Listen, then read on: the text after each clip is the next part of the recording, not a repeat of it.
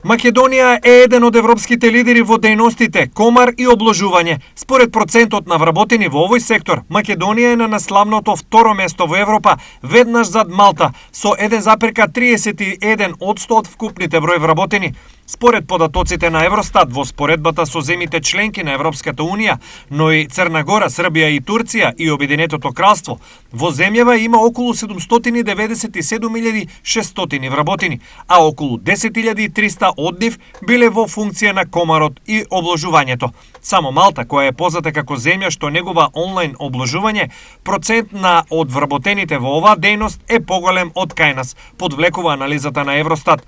Таму, од 254.700 вработени, околу 9.300 се во дејноста игра на среќа.